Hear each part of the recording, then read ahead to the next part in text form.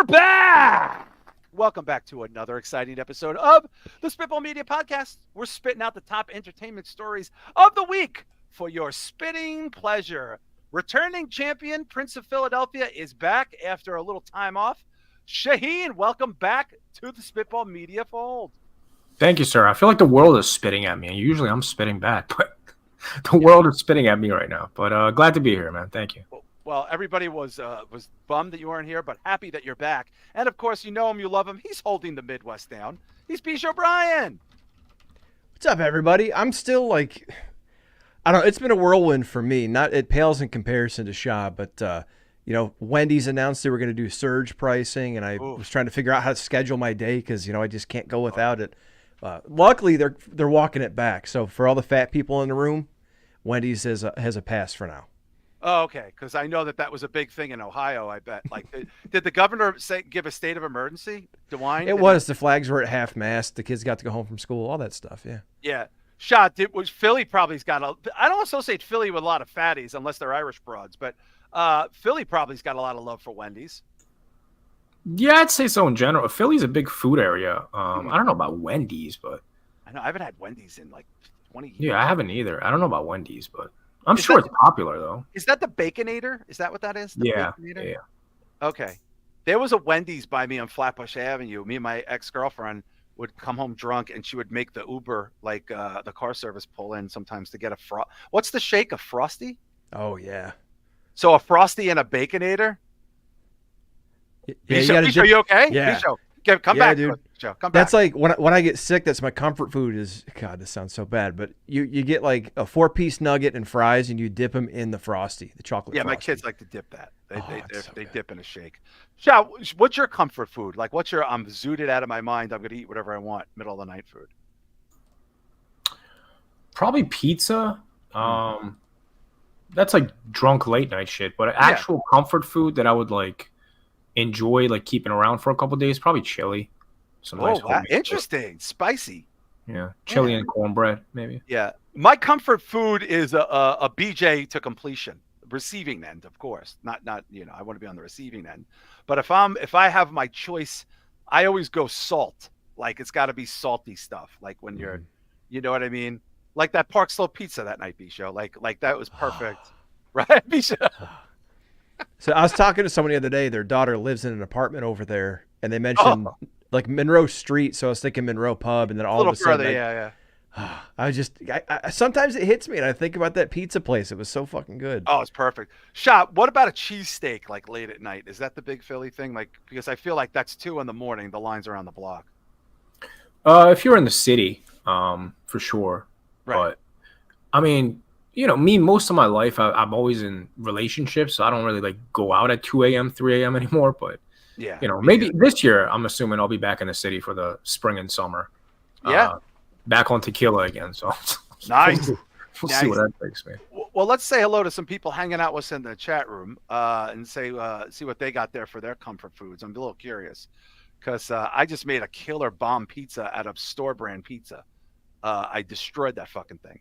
We got Lucas Gallows. What's up, Mr. Gallows? Got Joe Punches. Got Kevco TV. Chris Matthews, and of course Rich Dow. I just did a little fun conversation with them yesterday.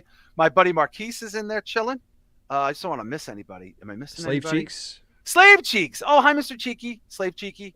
And Fatty dropped in a little bit ago. Oh, where was Fatty? Was in there? Yeah. Dude, I saw Fatty dancing with his kid at her wedding to the Godfather theme. Did you guys see that? Congratulations, Fatty. Yeah, congratulations. Joe Punches is talking about a French dip. I saw Chris Matthews says McDonald's. Joe Punches says Wendy's. Rich Dow is literally eating chili right fucking now. Right now. Aaron Echoes is in there. What's up? Wow, we got everybody chilling. So, comfort food. Wendy's. That's a crisis avoided, B-Show. I was worried about the Midwest there when I saw that. Yeah, I know. It got really crazy. Like people started looting and breaking windows out, and they came out and said, "No, we didn't say surge pricing," and everything quelled. It was nice. Did you guys see the president of Kellogg's told people if they're having money problems, they should have cereal for dinner? Did you see that, Shah? No.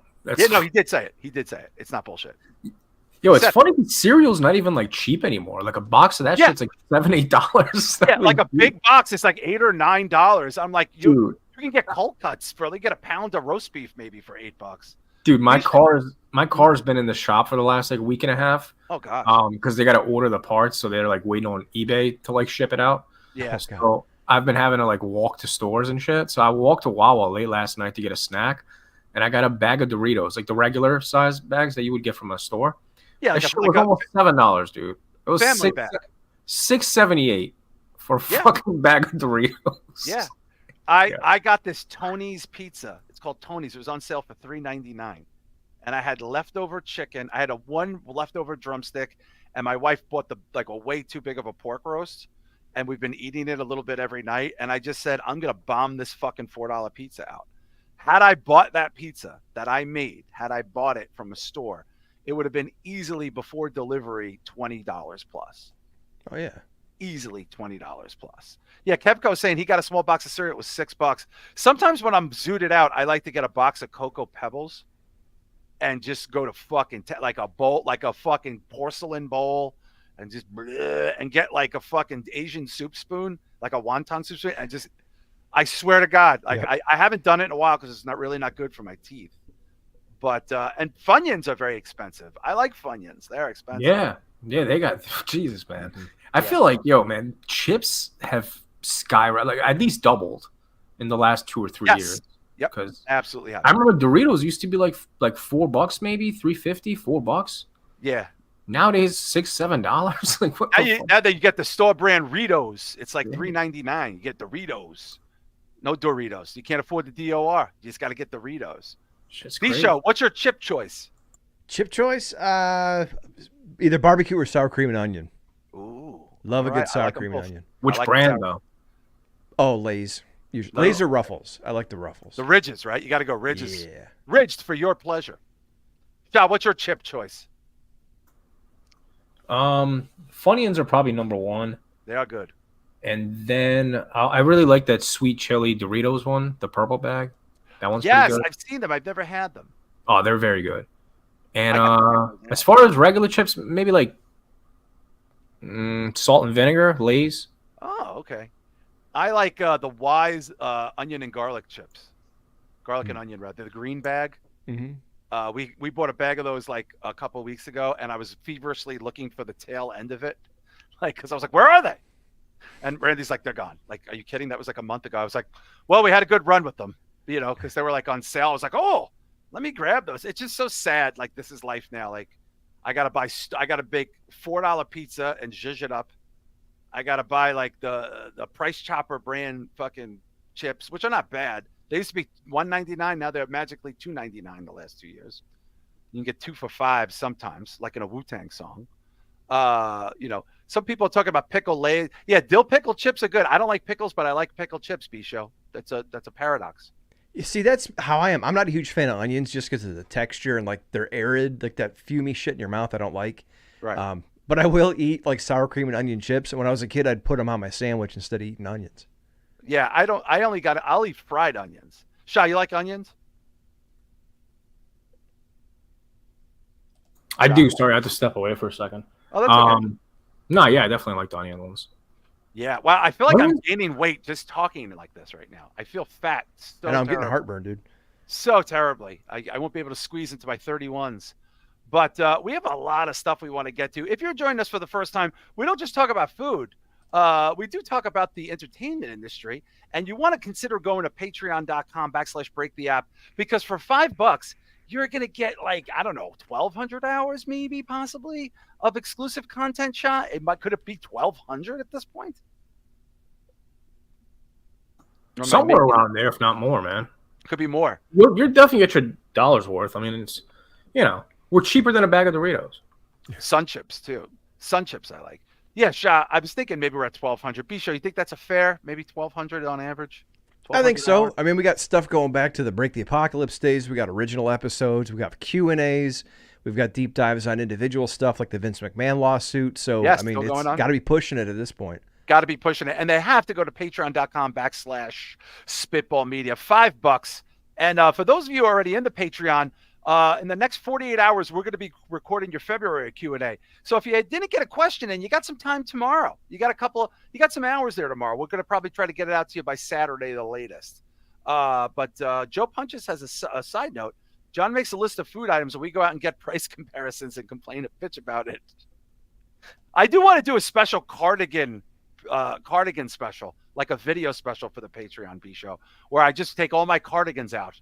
Because I think people might think I'm exaggerating with how many I have. Like MTV Cribs, like when Mariah Carey goes to the walk-in and she's like, these are my shoes for the Grammys. Yeah. And these are my Video Music Award pants. We should do that. And Shah can do his video collection. At B-Show, you could do your beard collection because most people don't know those are snap-ons that you have. I was going to say diabetic test strips. I got a collection of those. Like those are snap-on beards. Shah, we should do that. We should do like a Cribs version of like our shit for the Patreon. Yeah, I'm down. I got a bunch of different shit I could show off. I got vinyls and movies. That's probably what I would show off. I like that idea. And B-Show, you don't exactly have a modest collection of things yourself, right? You got a bunch of stuff.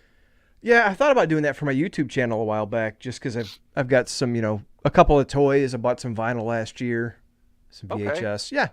Yeah. I want to do one with my bourbon, and I want to do one with my cardigans, and I really should do my graphic novels. I couldn't do that. This is like, I don't know. Maybe we know what we're doing in the spring for the Patreon. But please consider going to patreon.com/spitballmedia. Thank you to the many, many people who keep the lights on in this place for so many years. And if you didn't get your question in, try to get it in by tomorrow afternoon, late afternoon. We're going to get that out to you over the weekend. And then we'll get a new link up early next week. But and thank you for checking us out on the free as well. Everybody for hanging out. And everybody in the chat. We're having a grand old time. So last week, Shah, you were not here. I brought something up. We ran with it a little bit. We were talking about the Crow. Now, at that time, there was no photographs. They had released a release date, okay? And I had brought up, I thought it was very odd that a movie coming out in the summer, we have not seen a single frame, a poster, a logo, a soundtrack track listing, a photograph, nothing. And I considered that a red flag. Well, I didn't know 3 days later, 4 days later, we would get a Vanity Fair spread that went viral the other day of the pictures of the new Crow. That is Bill Skarsgård of the famous Skarsgård family. You've seen him. You've probably seen a Skarsgård. They're like the Eastern European Baldwins, I think, at this point. But there's no way you haven't seen a Skarsgård in your life. There's like 4 of them. The father Stellan is probably the most decorated. Anyway, so they released pictures. I didn't know this was coming. We had no idea this was coming. And boy, did this not go well. For those of you unfamiliar, The Crow is being rebooted. It's been shot for a very long time. They probably shot it around COVID. And it is coming out in the summer. And they showed the pictures of The Crow. And boy, Shah, this did not go well. Did you see the photographs of the new CrossFit Antifa Crow that we're getting? I did, and I'm going to be honest with you. I think people are overreacting a bit. Okay. I had more of a problem with the Gothic Joker that we got with the platinum grill and all that shit because that didn't fit the Joker. This translates to today's era. Like, this is what the goths pretty much look like. They're all like SoundCloud rappers and shit now. I don't know. I mean, it's being done in 2024. I kind of expect this, like the character is kind of like this lonely gothic dude. That's what they would look like today. Well, here's the thing. That's not. I don't like it though. For the record, I'm not a fan. I'm just saying. Show, I think there's more pictures actually than this, right? This was the one we saw. It was at Vanity Fair, if I'm not mistaken. So Vanity Fair says I've seen it too many times and I have to register, so I'm trying to find more. Oh no way! We just put New Crow. There was some pictures of him prior to the Crow transformation, where he looks like he just got done protesting the Starbucks in Portland, and talking about colonization with some face tattoos. With his like this one. Okay, that looks like Post Malone. Even the jacket, Shah, is like, it's like very Machine Gun Kelly, right? Yeah, it's like See, the thing is, all these subgenres of pop culture, I guess, of like kind of submerged together, like gothic and hip hop and metal, that all that shit is together now. You know what I mean? It's just like, and this is what they all kind of look like. Like they wear like hip hop clothes, face tattoos, mullets, looking like rednecks. Like everything is all just mashed up together. You know? Bisho, have you given this person change in your life? Now I step over him like a self-respecting person. Okay. He reminds me in the one picture in black. He reminds me of fucking Finn Balor. Like it looks like an underwear model with face tats. Right. But then again, Brandon Lee was a good-looking dude. He was. Honestly, I chalked me not liking this up to me being old and this not being for me. Because like to Shah's point, yeah, he looks like Post Malone with the face tats. He looks like any SoundCloud rapper you could see. I really, honestly, I'm sick and over of the Eye of Horus tattoo. Everyone has that because they think they're enlightened. Yeah. Like I know it's a motif in art and movies and shit. I'm just over it. But yeah, I don't like it at all. But I just thought that's because it ain't for me. I don't know. Well, can you type in real quick a Little Peep? Yeah, he looks like Little Peep. Isn't Little Peep dead, or is it Little Xan? Yeah. I'm a little pissed. I'm sorry, but this is not. But right, that's what he looks like. But this is not a reoccurring theme. There's a small minority niche amount of people that look like this. This is not what. So the director said, I wanted a 22-year-old to see this and say, yeah, that's me. What 22-year-old is he talking about? Because I don't like, he looks like Lil Wayne fucked Post Malone. And the hair, like the Crow doesn't have the Crow has a Caesar haircut. Yeah. There you see him there too. Well, this is what we were going to get. That 4K picture is what Momoa was going to look like. I mean, look at that. That's Brandon Lee. Which even looks better. But that's Jason Momoa, who was the Crow for a hot minute in post, and then they never shot it and it fell apart. That's what we wanted to see. If Jason Momoa would have came out looking like Jason Momoa as the Crow, everyone would have said, "Oh my God, reminds me of Brandon Lee." See, I wouldn't want that though. He's too big. It wouldn't make sense. Yeah, he's he's entirely too big. I agree. But if he would have maybe slimmed down a little bit. Yeah, but even just size-wise, like Brandon Lee was not a big dude. The Crow was a tiny little. He was like a luchador. Brandon Lee was a big guy. I think he's a big kid. I don't know. He looked big in the movie, but there could have been the way he was shot. He was an in shape, very good-looking dude. Is Brandon Lee shirtless in The Crow? Is he like Diesel? I don't remember that. I don't know, but I don't need to see the Crow's cum gutters. Do you know what I mean? Like, look at that picture right there. Yeah. If you can see it. Yeah. There we go. It's Finn Balor. Come on. It looks like Finn Balor going to the Halloween parade in the East Village. Slave Cheeks goes big empty by Imagine Dragons. Oh, I would kill myself. Yeah. Brandon Lee was tall. I think he was like at least 6'1". Yeah. Brandon Lee was shirtless and he was 6 feet. Okay. In Hollywood, 6 feet is like 6'5". Okay. Yeah. Believe me when I tell you, 6 feet in Hollywood is tremendous. Most women are 5'2", 5'3" in lifts. De Niro and Pacino are like 5'3", pre-geriatric. So Shah, but let me ask you a question. So, okay, let's play devil's advocate, right? The fact that like the Crow doesn't have long hair, right? He's not probably in a band. Let's say he's a rapper. We don't know this. Brandon Lee also was Bruce Lee's son. So I will look, there was probably nothing better to be in life than the only son of Bruce Lee. Okay. I'm sorry. To be a good looking guy and your dad was Bruce Lee. He's not big there, guys. I don't, he doesn't look like crazy in shape. Look at him. Mm-mm. He looks a little he just looks like a dude. He looks like a dude in drag. He looks like that's why Jason Momoa wouldn't make sense because he's like Hercules. Oh yeah, he's a monster. To this guy. He's a fucking monster, and he walks around like that. Yeah. Like, Brandon Lee looks like, when I think gothy guys, I think a doughy, rotund, scared of the beach cat lover, who wears Joy Division shirts to their sister's quinceañera. I don't think 16-pack abs. You know what I mean? I mean, Also, the makeup is very cool. Like he's supposed to be dead, right? And I don't know. I'm profoundly upset. I'm not as upset about the look. I just feel like all of the red flags B-show are coming true. That's what I feel like.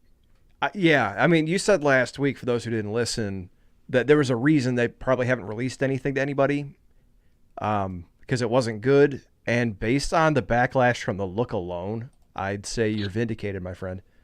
Yeah, yeah. There he is kissing his wife, with a mullet. I don't know what he has written on his head. But that's what I'm saying, Shah. Like, it's not like there's a plethora of men walking around with shit written on their head. Like, it's still a very niche culture. It's not. It is, but it's not though. Dude, I mean, half of Brooklyn has like face tattoos. Has like ironic face tattoos. You think so? Yeah, Philly, same thing. Like, it used to be like gangbangers. Nowadays, it's like fucking, artists and hipsters, and they're just like everybody has shit now. I mean, look, the movie could be amazing. I just feel like this look is bad. It's not. I mean, it's not a real. It doesn't scream Crow reboot to me. It screams Little Xan biopic, and no one asked for that. I would like to see some pictures of like him as the Crow. I just seen him look at himself in a mirror, B-show after doing like a sick P90X video. You know what I mean?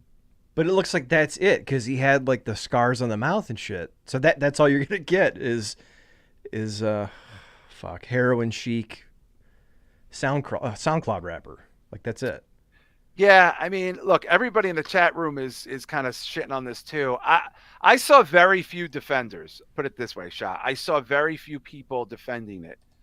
Somebody I know who is like a big time concert promoter person said to me and my brother, my chat or my brother's chat, was like, well, this is like, this is what the counterculture is now.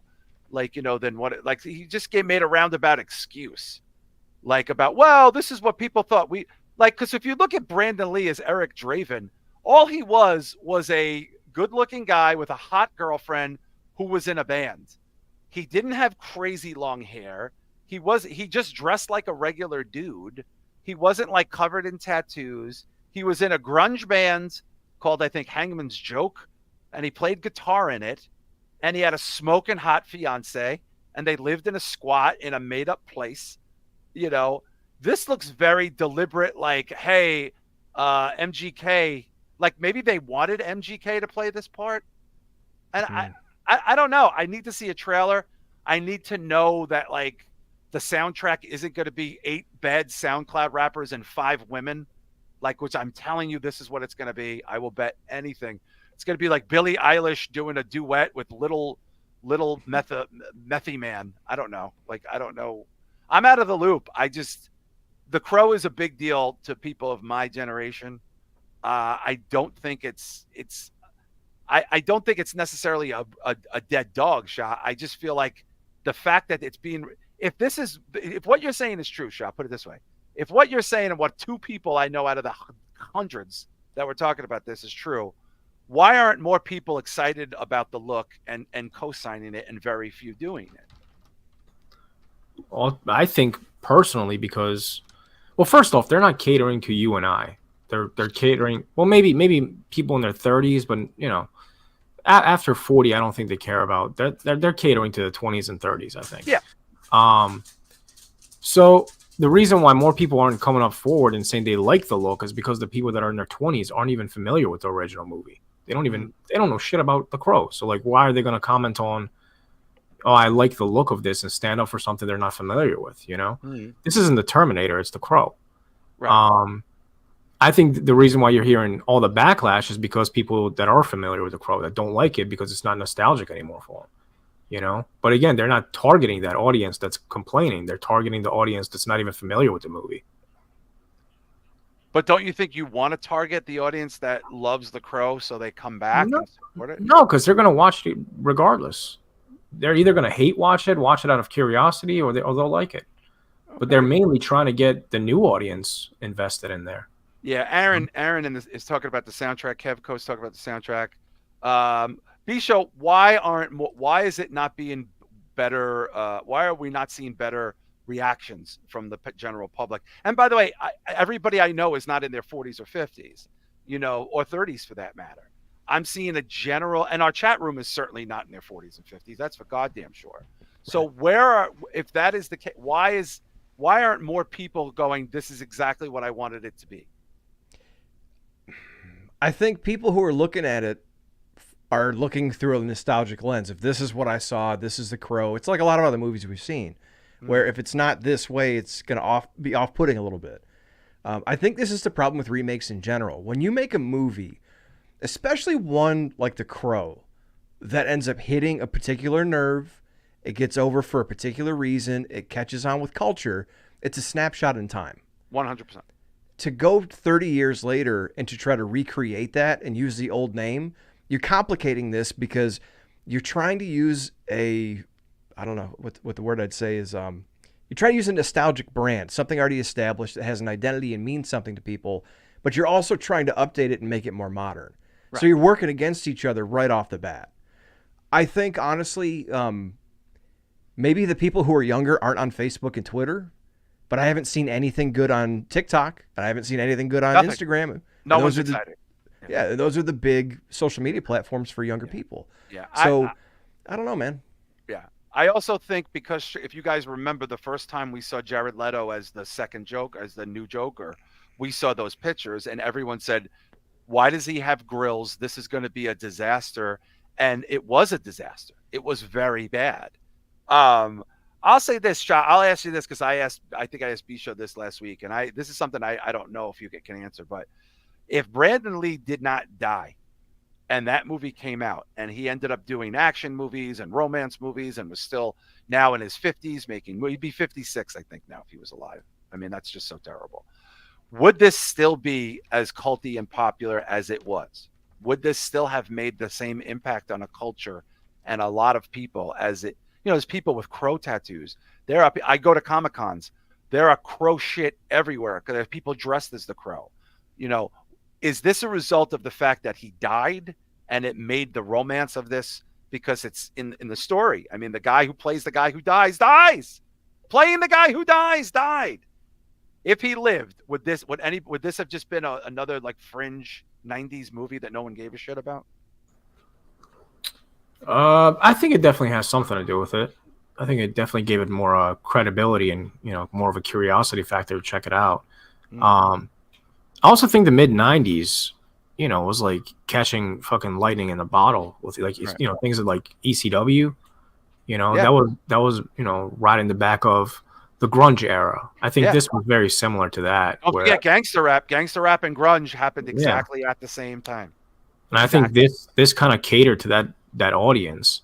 But then again, you mentioned Jared Leto. Like Jared Leto, the reason why that didn't work and people hated that Joker was because it had nothing to do with the Joker. Like, what the fuck was that? This at least still makes sense to me because I'm like, okay, this is what the guy probably would look like today. Yeah. But with the Joker, like you have a very specific image in your head of the Joker. You don't want that, tarnished in any kind of way. Oh, of course. I think this is a little different. I'm more okay with this than the Jared Leto Joker. Yeah, which was also universally. But again, that was a thing. Be sure remember, we saw the pictures 4 or 5 months in advance. Everyone said, "Oh my God, this is going to be a disaster," and they were kind of right. Yeah, there was nothing redeeming when the movie came out to make people say, "Oh shit, I was wrong." Like I'm trying to remember, there was another example. I liked the movie. I just thought that was the worst part of it. Yeah. I like Suicide Squad. I'm trying to remember who it was. There was an actor a couple years ago who came up for a role, and they thought he looked like a pretty boy. And then everyone was shitting on it. But then when it came out, he was really good in it. And I can't think of what movie that was off the top of my head. And this may be something like that because Skarsgård is really good. He's good. I like the guy. I'm not shitting on him. It's not a reflection on him. I just don't know. Like, I'm concerned that it's going to be bad. And I want it to be good. Sorry, go ahead. No, I'm sorry. That's what I was saying. I was going to say, I wish that they would put a trailer out to show us something. Right. Because if it looks good, then, okay, no problem. Yeah, it was Pattinson as Batman. That's right, Chris Matthews. Yeah, Pattinson with the bat. Hey, how about Heath Ledger as the Joker? Do you guys remember? Yeah, same thing. People were very angry when Heath Ledger was the Joker because he had just done Brokeback Mountain. A lot of people didn't like it because it was a gay movie and were really annoyed by it. and they're like, oh, this is going to be terrible. He had just won an Academy Award for that, or was nominated. I don't think he won for Best Actor. He may have won something. I don't remember. And then we found out he was Joker, and people were like, oh, really? Like, this is the guy who's going to be the Joker? And it's considered, Shah, maybe one of the greatest performances ever, right? I mean, the Heath Ledger Joker, maybe top 10 male performances of your lifetime in a movie, right? Yeah, I think most people that did a Joker performance did a good job with it. It's one of those characters that people really tap into. Even like Joaquin Phoenix. Like I love his Joker. You know, like, back to back. I never thought anybody would be better than the Dark Knight Joker, but I kind of like them the same. Like, I like them for different reasons, but they're both very, very fun. Even the Jack Nicholson one, of course, legend. And the kid, you saw the Batman. You saw the Batman. That kid who was the Irish actor who was nominated for awards. I can't pronounce his name. Barry Keoghan or whatever. That little snippet we saw. That kid's probably going to be a great Joker. You guys remember that, Shah? You watched it. We watched that clip on the air, right, Bisho? Remember? Yeah. The deleted scene. That kid's probably going to be amazing because these are all good actors. Bill Skarsgård, he's a good actor. I'd never seen him in anything that went, oh, he blew me away. He's got a couple of big movies coming up. He's been in big movies. He's been the It Clown. He was the male lead in Barbarian. I feel like he was just in something else, Bisho. I don't even know if we've even scratched the surface with some of the stuff this guy's in. He's going to be in that Kills the Universe. That's right. Guy, the deaf hero. Guy does his the kid from Saltburn. Thank you. So we'll see. I mean, Killing of a Sacred Deer. Shah, the kid from Killing of a Sacred Deer is the new Joker. I mean, that kid's amazing. Yeah, I saw it. Yeah, I like him a lot. I saw him on the Hot Ones. He did an interview with the wing guy. Yeah, he's a weird kid. Yeah, by the way, he's a weird. By the way, that kid could have maybe been the Crow. He's a weird kid. Yeah, like he would have actually made. Oh, he would have been amazing. Yeah. His creepy weird ass. Yeah, I think he would have done really well with that. That kid sniffs at Academy Awards now all the time. I saw that Hot Ones because Shah, didn't he not react at all? He just ate shit and then was like, oh, that was a little hot. Like until the end, I think he started struggling. Towards the end, he fell apart. Well, listen, we're gonna see. I mean, but I'm still cautiously optimistic because I love the property and I want it. It's like Aliens. I want it. I want to believe. By the way, we just got an interesting movie announcement this week that I know Shah's excited about. I'm excited about. Bisho and I think we're all big Aubrey Plaza fans. Mm-hmm. Aubrey Plaza is now the star of a new John Waters movie, which has already been shot. That they released like a little information. We haven't seen the trailer yet or anything like that, but it stars Aubrey Plaza, and it's John Waters' latest movie. I'm trying to remember, Shah, the last time John Waters made a film. Do you know what his last movie was? I think it was early 2000s, wasn't it? What the hell was it? The cover had the big titty girl on it. I'm trying to remember. Weird family.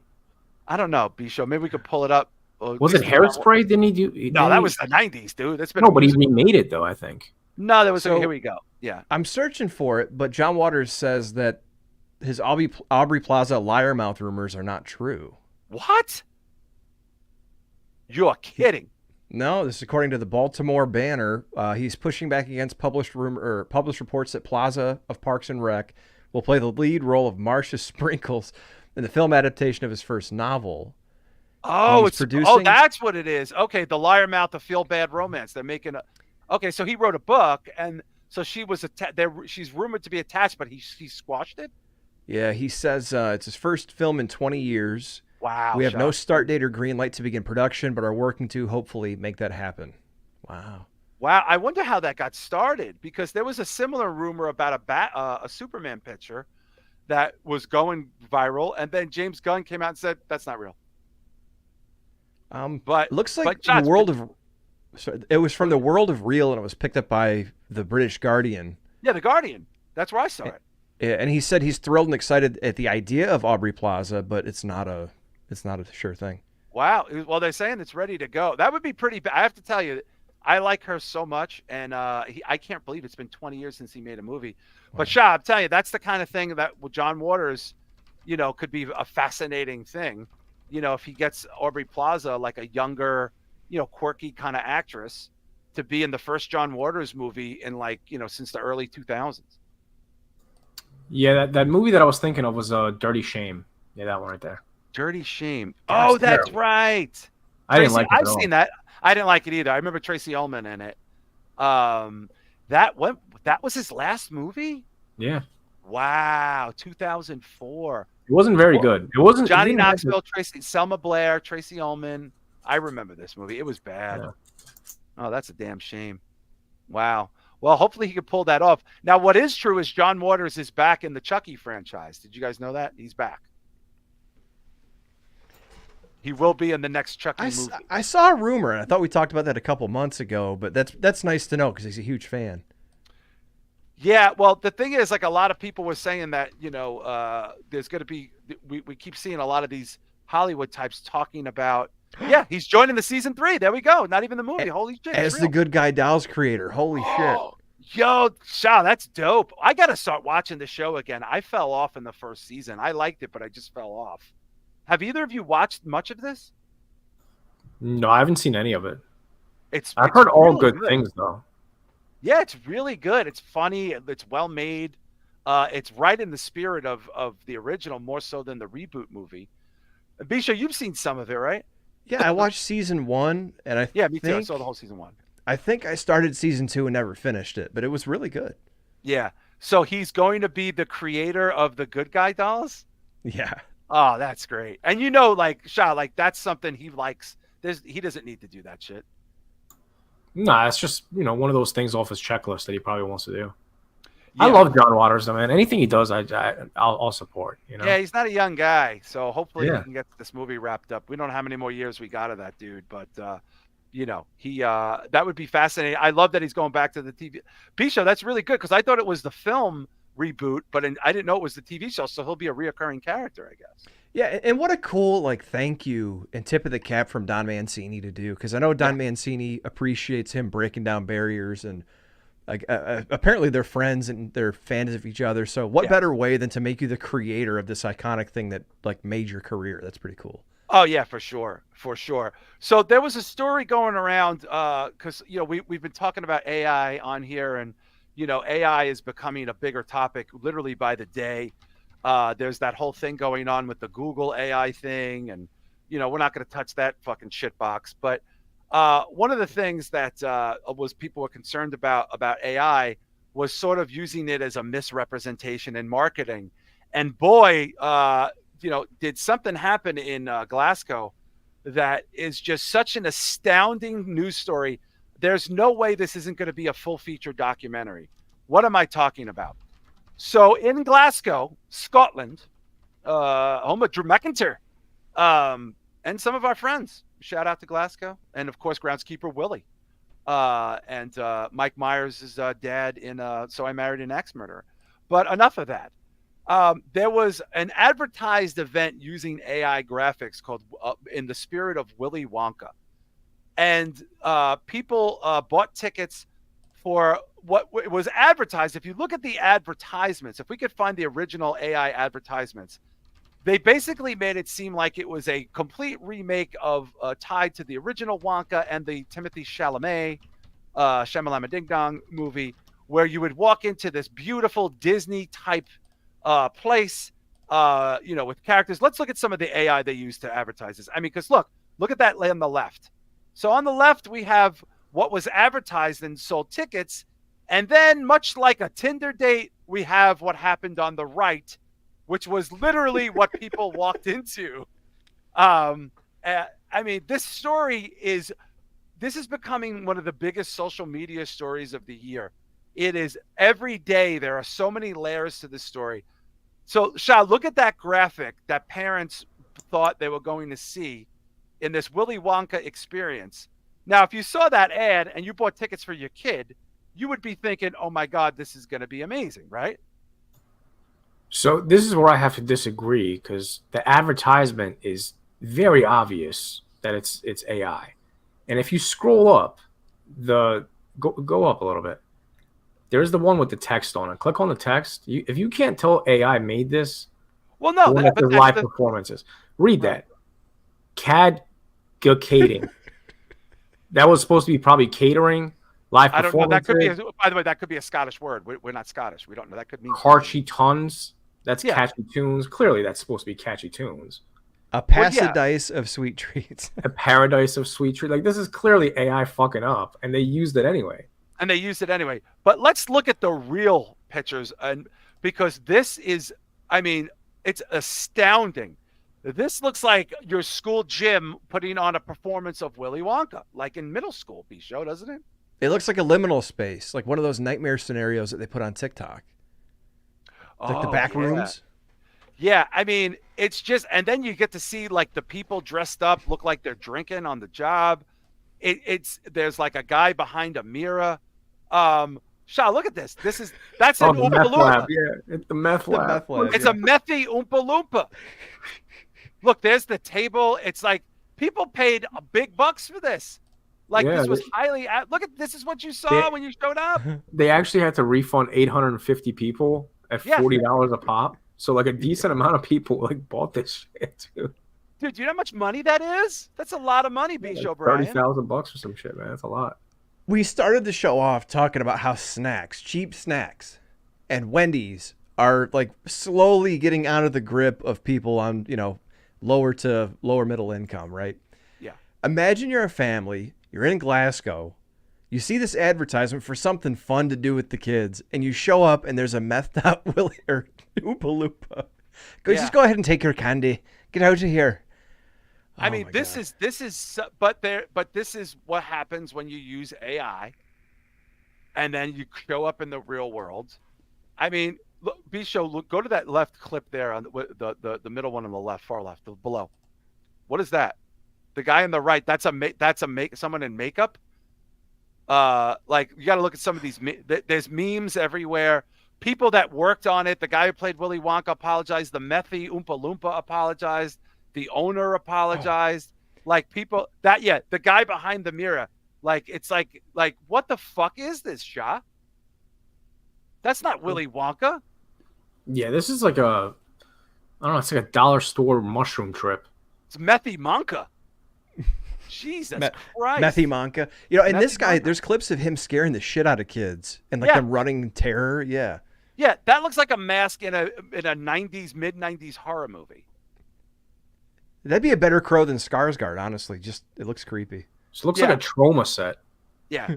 Yeah. I mean, but this story every day there's a different person making a video apologizing for it. Look at this room. This is like a school cafeteria. This is like for the food. Look at this shit. How did they get away with this? The creator on Twitter, I should pull it up. I think I sent it to you a little bit ago. He just apologized today. The guy who played Willy Wonka apologized. He's a comedian, like a part-time comedian. The girl apologized. People didn't get paid, apparently. And somebody brought this up. I think it was Aaron Echoes. This is like the Fire Fest. It is. It's like a kid's version of the Fire Fest. But I thought the apology was really weak. I can't see all of it because I'm on the web app version. But basically, he apologized if anyone felt misled. And he said that his artistic vision was not realized as he had thought. To me, that's a little bit more than your artistic vision not being realized. This looks like a scam. Yeah, like even if you excuse the AI, if AI had nothing to do with it, like the advertisements, if you put out ads or you advertise a Willy Wonka experience and you set up in a fucking Knights of Columbus, I almost said Days of Columbus, some Knights of Columbus hall with a bouncy castle and some methed out Oompa Loompas, right? That goes a little farther than your vision not being realized. That's a scam, dude. Yeah. Terrell T said someone said that's just pictures of Louisiana. As a Louisiana native, I agree. I mean, there's no way this isn't a documentary. People should be moving to make this documentary immediately. But this brings up the AI story, and now we're starting to see some AI lawsuits because this will probably end up in lawsuits. The AI lawsuits are starting. I believe the first one was filed recently in relation to the new Roadhouse, if I'm not mistaken. That is correct. What is that, Bisha? What is the deal? There are people saying that they were superimposed into the Roadhouse. I didn't see that. I saw, and I'm trying to pull up the article here from Deadline, they said that because of the strike, to try to get advertising out on a good timeline, that they used AI voices from some of the stars. Wow. I smell Conor McGregor's voice being used. Shah, what do you think of this? Because now we're at the point where the AI graphics are misleading for live events, and they're using AI voices for Hollywood stars. Yeah, I mean, I'm personally like I'm completely against AI at this point because excuse me. It's gonna kill jobs too, man. Like pretty much half of the tech world was like wiped out like in the last year. Yes, Yeah, very quietly, was, tech layoffs are not getting the coverage they used to get at all. It's all it's because it's all fucking AI now. Right. Graphic designers. I mean, people that are, designing, architects that are designing homes and stuff like that'll be done in a fucking few years. Right. With Chat GPT, incorporate that with another program that'll come out, and you don't have to do anything anymore unless you're in the health field. Unless you're, got some kind of trade like fucking being an electrician or something. Otherwise, man, no one's safe if you're working with computers, dude. Like this shit it's scary. Yeah. And Bisho, I do think we are going to see a sweeping amount at some point of AI lawsuits of people like that. They said, I think some people said that they were used in some backdrop scenes for some Disney movies, or they had to sign that they would be used forever as backdrop players in Disney movies going forward through Marvel. Yeah, and some people said that wasn't even in the contract or discussed with them, but they walked in, like these extras walked into the shoot and they were automatically asked to be scanned. Right. So that's another aspect of it too. And we talked about AI taking over porn a while ago. Yes. There's some weird stuff coming out of porn now where there's people starting to wonder, like, what's this going to mean for the industry? Yeah. I know revenge porn, they're trying to tie, like if you take someone's pictures and load them to a program and then generate fake porn images, they're starting to like hammer down on that stuff. They want to come after you for that. Yeah. Yeah. So this is getting really strange. And then you mentioned video. I thought I sent you guys the link to ChatGPT's new video one, Sauron or Scion.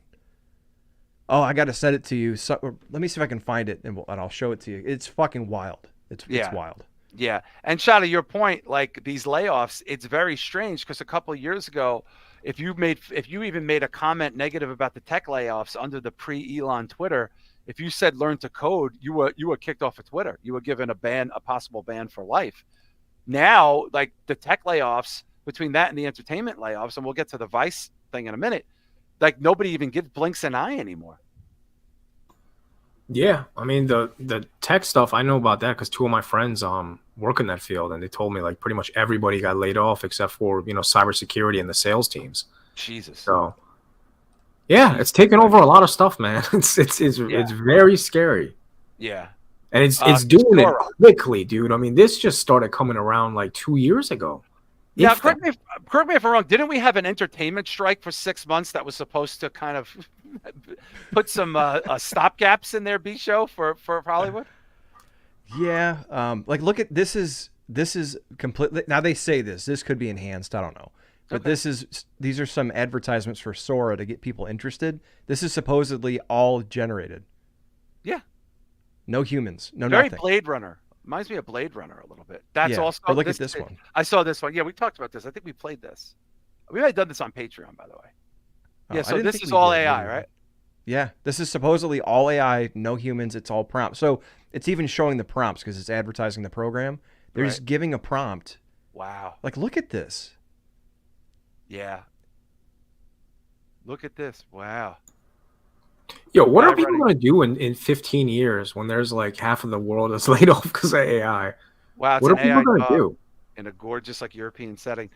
Don't you guys remember there was like that movie? There's been a couple of movies where you live in a simulation and you just stay in the thing all day and your whole life is that. I mean, that's what we're going to end up having, right?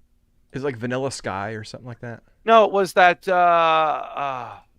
Don't Worry, Darling. But then there was another one before that. I think a Bruce Willis movie where like he spends all of his time in the simulator and all that other shit. I'll be dead. I don't care. I'll be dead. Who cares? You guys have to deal with it. I don't have to deal with it. Speaking of dead, Vice is dead. At one point, Vice Media, I think, was valued at a few $1 billion and was influxed into cash. This was prior to them doing stories about diversity, inclusion, and equity in Taiwan heroin farms, or whatever the fuck they were doing. But Vice basically got rid of everybody. At one point, this was like supposed to be the next big media platform. Yeah, 5.7 billion. It's now worth, I don't know what it's worth. It's worth a box of Cocoa Krispies, and it's shutting down Vice.com and laying off 700 staff. They bought like a Brooklyn warehouse, turned like in Bushwick or someplace, and that was like their hub. In a place where all poor people used to live, and now all these honkies are in there, like writing stories about the end of days. Vice was a big deal, and now it's done. What can we learn from something like this, you think, Shah? Because Vice was supposed to be like the next generation media. This is where people were going to get their news from. And then I think it kind of had a credibility issue because it just started to just mirror whatever the trend of the day was. I mean, Vice, when it started, was started by Gavin McInnes, who is now like a very lauded, considered almost like ultra-right persona non grata person. And then it went super woke. And now it's got no money. But Shah, you remember Vice at one point, that was supposed to be the thing. Yeah, honestly, this kind of saddens me. As much as I didn't like Vice the last few years, just because they went extreme left. Yeah, and I don't like extreme anything. Unless it's extreme championship wrestling, you should clarify. Yeah, exactly. That's all you care about. But I was a big fan of Vice, man. Not only just because the Dark Side of the Ring and all that stuff, but their earlier documentaries on like good. Them going to like Iraq and going to Haiti and doing like shows on voodoo and Mexican cults that worship Satan and all this just weird shit that I'd never seen. Like that was dope to me. Right. So I'm sad that they're going away because they were still doing some of that stuff here and there. That's what really drew me into Vice, not their anal plugs and how many guys should be getting plugged a year. They lost me on all that stuff. But it was like the straight guy's guide to getting fucked in the butthole. That really became like their priority. Now, B-Show, you were a big fan of that particular Vice episode, but what about the other episodes? I watched like Dark Side. I would watch some of the new stuff. Like I watched there's a documentary they did when they went with God, I'm really terrible tonight. My short-term recall is bad. They went with like criminals who were doing like ripping off people's credit cards with their data and showing, and they're like in masks so you can't see them, but they're like, hey, the banks rip us off every day. What's wrong with me making a couple $1,000s? Right. I thought it was crazy that they would go and do stuff like that. So I started watching, and then shortly after, it was like, yeah, like you said, why every man should be open to pegging in 2022. Right. So other than that, or like the news articles that we would pull up, it was a nice source for alternative news and something away from the mainstream. I just don't know if there's enough demand in print online for that. For too many people. It seems like even the big papers are having trouble, and local newspapers are having trouble getting people to read, whether it's in print or online. So I don't know, maybe if they can keep Vice, the channel, if they can keep the documentaries and stuff going, great. But yeah, I don't know. Yeah, I think that, when they started, like Gavin McInnes, and I forget that other guy who I believe was Middle Eastern. I never remember his name, but he did a great documentary about a band from Iraq. Did you guys ever see that? The heavy metal band from Iraq? Did you ever see that show? No, it's incredible. It's incredible. It was a metal band in Iraq that had to flee to Turkey, and Vice helped them get into, I think, Canada. I met one of them at Lucky 13. I literally met one of the guys in there. It was so tremendous, and it was one of my favorite things. Yeah, he's one of the Gavin McInnes. This guy. He directed, I think, the documentary about and Shane Smith. But the reality was like Shane Smith and this dude live in like $300 million mansions, and like, they were not like as punk rock as that was perceived, and also like. Like if you want to do a thing on pegging, I know we're harping on this, but this is really what they focused on. A lot of this stuff, there's TikTok for this. Like they were competing with their own audience, I think, guys, with TikTok and viral videos and YouTube. So it wasn't like did you guys ever see that thing? It was a meme of Vice's top articles where it's a dartboard and it's like Taiwan, trans prostitutes, midgets, drug dealers, and the guy hits a dart, and that's the next story, and that's how they would pick their stories. It was one of those. Zane Vicious is in the house. What's up, Zane? But that's that. And look, Dark Side is great, but Dark Side, you have to remember, is also a niche audience, right? I know a lot of people don't like wrestling that watch Dark Side, but B-Show, they're like wrestling by proxy. Like, you know what I mean? Like, they're people who maybe watched it in the 90s or 80s and now are interested in these stories. Yeah, and even that is a small audience. I mean, if you figure, what was it? Maybe 10 million people were watching wrestling on Monday nights back in the 90s. Yeah. A fraction of those people may check out Vice because a lot of it was just a fad. Like they remember, oh, hell yeah, like Stone Cold, hey, drink a beer, The Rock. Other than that, like who's watching Bruiser Bedlam from Capital Championship Wrestling and shit? Like no, I don't think anyone cares about that. Yeah, I don't either. But also, like you said, B-Show, the regular mainstream legacy media is dying. So if legacy media isn't surviving, how is this medium going to thrive? But those guys all got very rich. They all of them got very rich. I was going to say, it reminds me of, like, I saw a video of Tom Morello, and I think he was on, was it Real Time with Bill Maher? Maybe. And he's talking about how capitalism is terrible and blah, blah, blah. And some writer just looks at him and says, yeah, but like, you're a millionaire. Right. So what are you talking about? And he gets all indignant and doesn't really give a response. He's just like, but what about sweatshops? And the guy's like, well, you're not going to give tickets away. And he's like, but what about sweatshops? Yeah, I just think there's a lot of people who want to do good, but they're just so out of touch when you get to a certain point. Well, it's a weird animal. Like if you, I don't have a bug up my ass about this at all, but Gavin McGinnis would tell stories about how him and Shane Smith and that other guy would go to European bathhouses in the Lower East Side and do coke off of hookers and then take limos back to the office. And it's just and now they want to talk about how Columbus Day is the worst thing that ever happened in America. And it's just like, you're talking out of both sides of your mouth. And I think you can only carry that so far before people see the hypocrisy. And that's part of it. So, props to the good stuff they did back in the day. It was very punk rock and edgy, and they told stories about porn and downloading music or whatever and all this shit. And then they just got very ultra left and they ran out of money. Who would have thought? Who would have thought that wasn't a recipe for big bucks? But speaking of big bucks, we have a few things we want to touch on. Gladiator 2's budget. Okay, this is fucking insane. So Gladiator was 25 years ago. Huge movie for Ridley Scott. I think we would all agree. I don't know anybody who doesn't like Gladiator, but that was a fucking long time ago. Well, they're making a sequel. Ridley Scott made the sequel. And B-Show, the budget is a thing of off-the-charts insanity.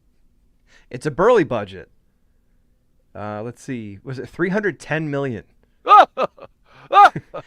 Now, let's add the caveat here that they weren't too happy because it was originally $165, but it ballooned to $310. So they doubled their budget. Hey, Jaws did too, and Jaws turned out just fine. So we'll see what happens with Gladiator. But in order to profit, someone's saying it was $600 million. I've heard $700 million. Shah, how is this going to make money? It's not. Same with Napoleon. These movies that we think are going to be. Yeah, I mean, we were thinking they're going to be huge blockbusters, and they spend so much money on it. But the reality is, people aren't going to see these movies. Right. So I mean, you're expecting this movie to make $1 billion. This isn't Super Mario. This is fucking Gladiator, man. Right. And I believe it's R-rated, so it's very difficult for R-rated. And then you're talking about that Godzilla movie was made for how much? Between 10 and 15 million. Yeah. Come on, man. 300 million for what? What the fuck are you guys doing? Isn't half of this shit outsourced to India and China anyway? Where's the 300 going to? I don't know, man. I almost feel like people are going to see this budget and not watch the movie now, just so it tanks, just to see it. Not only that, not only the fact that it's being outsourced to cheaper countries, half of this is probably going to be AI and fucking CGI. Oh yeah, of course. So it's where's this budget going? I don't know. Maybe the butt plug. Maybe they called Vice and got a bunch of pegging stations set up for the talent. B-Show, how could this happen? Why is this still happening?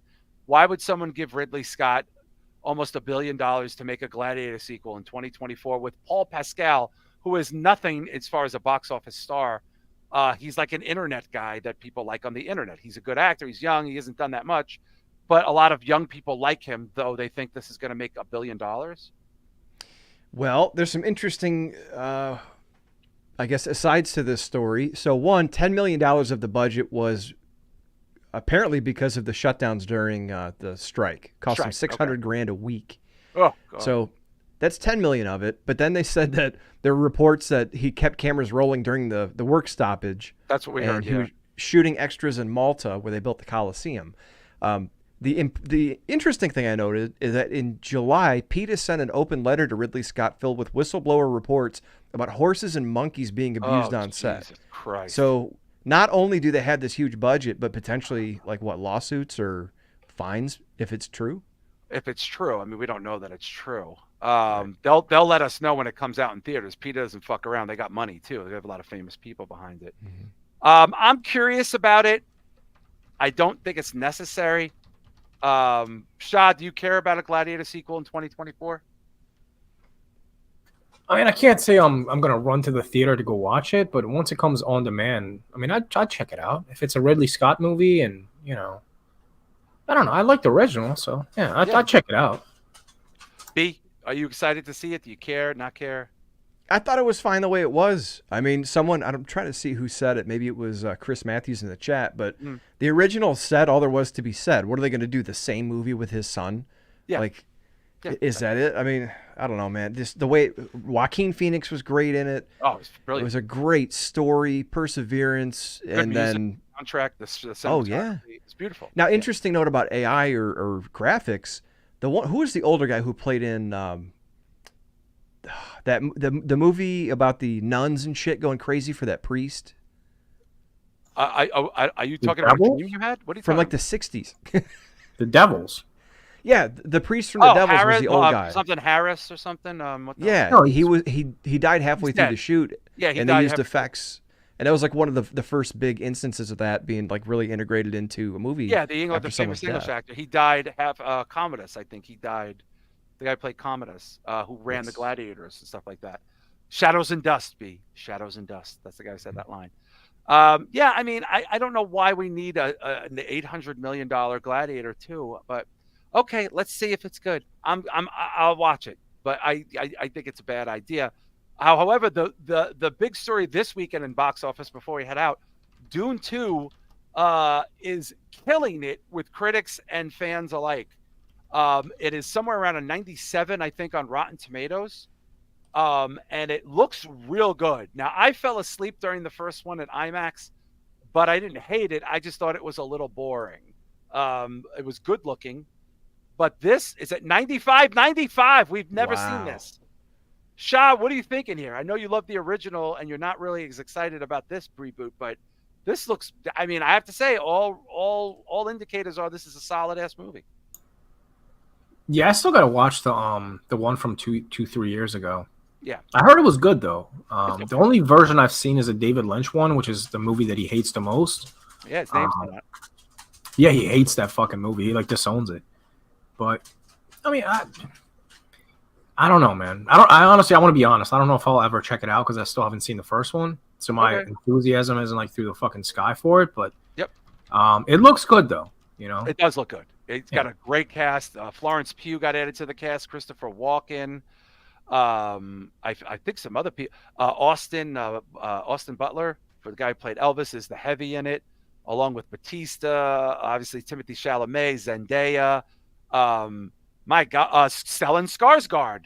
I mean, from a cast perspective, this movie is a banger on paper, and it looks gorgeous. It just looks really, really good. I'm going to try to go see it this weekend. I know this has a very strong fan base, and I'd like to see it in IMAX. So we will see. But last week I saw a movie that won a lot of things, I think, at the Toronto Film Festival called Seagrass that I loved, that I don't think a single person saw in this country. That was very good. I was the only person in a movie theater seeing this. It's phenomenal. Look at this has got 94 on Rotten Tomatoes. This is a great fucking movie. I don't know anyone who saw it. I'm the only person I know who saw this movie. It's a movie about an Asian Canadian woman who's married to a Canadian dude whose a mother just died, and it's in the early 90s, and she's in a self-help group trying to cope with this. And the children in it are great. It's a very powerful film. No one knows about it. I saw the trailer, saw it was playing by me, and I went and saw it. And I sat in a giant theater by myself, like literally by myself. There wasn't a soul at this film, and I loved it. I absolutely loved it. It doesn't feel like a 2-hour movie. There's 2 small children in this film that are phenomenal. I think they're about 9 and 11 or 12. They have the most dialogue. They are beautiful little kids. This is a Canadian movie through and through. This is like one of the best movies I've seen in a long time, and no one saw it. I'm the only person I know that knows it exists. But Dune will not be that experience. I feel like it'll be sold out. Many theaters will be sold out. And I did want to point this out for those of you that have FX through Hulu or just have the access to FX. You guys need to watch Shogun. It is incredible. There's only 2 episodes. Blew me away. The hype on Shogun. Shogun is at 100%, I think, B, right now on Rotten Tomatoes. Wow. 100%. Everyone is talking about it. It is based on the novel, which was also an 80s miniseries on ABC, based on the 1975 novel about I keep saying American, about an Englishman who ends up in 1600 while they are warring with the Portuguese over Christianity. And look at this, guys, 100%, 97%. That's how God, and I'm telling you, it's legit as fuck. It's about a feudal Japan cross-sectioning for the first time with shipping and trading with Portugal and Spain. And I'm not selling it at all. It's absolutely beautiful show. Some fantastic acting, the costumes. It's hardcore violent. It's everything you would probably want in a TV show. It's there. It's a mini series. I don't know how many episodes it is, but the hype is real. The hype is 1,000,000,000% real on this. So if you guys haven't checked it out yet, check it out. Hey, before we go, I wanted to do this in the beginning, but there's no better time now. This week, we lost Richard Lewis, the comedian. Richard Lewis had been around for many, many decades in comedy. He was a very influential comedian to a lot of big names. He had hit TV shows for a brief time. He had a big show with Jamie Lee Curtis, I think, in the late 80s, early 90s, called Anything But Love. But a lot of people know him. There it is right there, right, Jamie Lee Curtis, as Larry David's best friend for their whole lives. They met in Jewish camp in New York City when they were very little. They were born 3 days apart in Brooklyn. They were lifelong friends. And there he is on the last season of Curb. You could see Richard is not doing very well health-wise. It seemed very obvious that he was sick in the last few episodes of Curb. But what a legendary comedian. Shah, his shit on Curb is pretty fantastic. Yeah, man. Anytime we lose somebody from a show like Curb, just makes me sad because I know Larry's up there. Yeah, it's scary because all these people that I've adored are kind of just falling off and dying, and makes you feel kind of like you're getting old. Yeah. It's kind of surreal because I don't view myself as old, but I'm like, shit, man, I'm like close to a midlife crisis if I'm not already in it. It's kind of scary. Yeah. But it's part of life, man. Rest in peace to Richard Lewis. Yeah, and Bicho, you said you didn't remember him on this season of Curb, but he looks pretty ill on it. Yeah, until you said something, I didn't remember it. But even on the last couple of seasons, like the last 2 or 3 seasons, I just thought he's getting to be an older guy. He's in his 70s, but I just thought he didn't look well. He looked frail, and I wondered if he was fighting something. And yeah, sad to see him go. Oddly enough, I don't remember his stand-up. I don't remember the shows he was on. I just remember him. For some reason, he was not everywhere in the 90s, early 90s, but I remember Richard Lewis, just him being on TV and on Entertainment Tonight and stuff like that. Yeah. So it was really nice to see him on Curb. I think he was like the perfect foil for Larry because he was idiosyncratic like Larry. Yeah. But he wasn't like a complete piece of shit like Larry. Well, he was neurotic like Larry. I mean, and it is a true story. They did meet. I think they were 11 or 12. They met at Jewish summer camp, I think, in Long Island. And they both lived in Brooklyn, very close to one another. And they were friends ever since. And these are 78-year-old men that went into the comedy business at the same time, were coming up in New York at the same time. Different careers. Richard Lewis was in front of the camera person. always wore black. He was like one of the first neurotic sort of comedians. Do you remember him in Robin Hood and Men in Tights? He was great as the king. I forgot that. Yeah, I forgot he was yeah, whatever. He was, I'm gonna stop talking over you. what was? Yeah, he was the king. Shah, remember Robin Hood Men in Tights? Was that the one with Dave Chappelle? Yeah. Yeah, I remember that. Yeah, he was in that. He's mostly known to younger people for Curb. Oh, Kevin Castle's here. I didn't even know he was there. He was in the chat. But he's a guy like you're seeing all these comedians go like he was like an inspiration, because he had been around for so long. I might be mistaken, but I'm fairly certain the black and white picture of him that's circulating right now from a couple of years ago, I know the guy who shot that picture personally. I'm almost positive he's a photographer friend of ours that's from the hardcore scene that does mainstream stuff, and I'm fairly certain he took that picture. Our friend Jamie, I got to ask my brother Mike about that. I'm almost positive he did, or he took a similar picture. But yeah, I never saw him live, Kevco, but I remember his 80s specials. He was like one of the comedians talk about going to therapy. Always wore black, always had the long hair, kind of looked like a Hebrew Vinnie Barbarino, like a Hebrew John Travolta. That's what. And always with the big hair. Big hair. Look at that hair. I mean, but their friendship, B-show, like him and Larry on that show, just riffing, is a thing of beauty, man. And you can see that. I mean, it comes through, and that's one of the things that drove me to Curb was, like, Seinfeld, you could tell was scripted. Haha, it's a sitcom. Yeah. But I like the way that they ad-lib and they riff because it comes out naturally, and that relationship between the two, it looks like it's two old friends shitting on each other in a diner in Hollywood. It looks legit. Yeah. It's going to be weird seeing him on Curb, don't you think, Shah, like for the rest of the season, knowing that A, it's the last Curb forever, and B, he's already gone.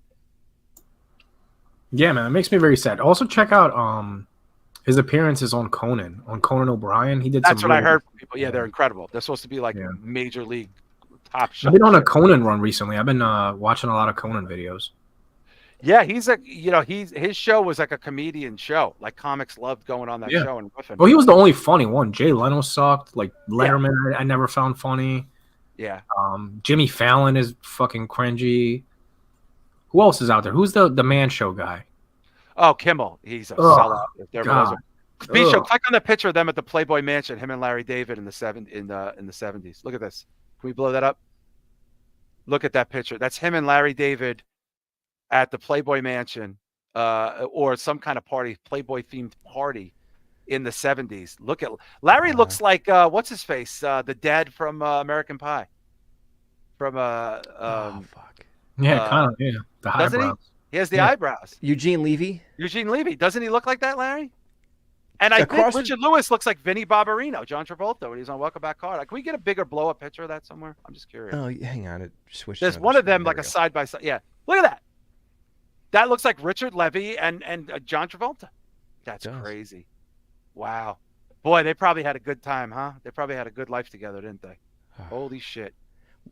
What a life, too. Like, your friends, you grow up together, you both end up in Hollywood, and then you get to do a show for like 20 seasons together and just have fun. Two Brooklyn guys that met at camp. I mean, like, and look at the impact they had. Yeah, I mean, rest in peace. I mean, I don't know. It's just sad. Like, my wife just started watching Curb with me again, and then like 3 days later he dies. So I secretly blame her for his death.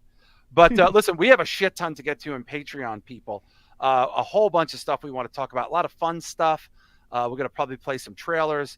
And, of course, a little last-minute reminder, if you are on Patreon and you want to get a question in, we will be recording the Q&A show for you over the weekend and getting it out right away. Let's plug Deathmatch Outlaws. Let's plug the Drew Yari Show. Let's plug Cassette Classic 86 on YouTube. Of course, the Down on the Thundercast and Don, Tony, and Kevin Castle.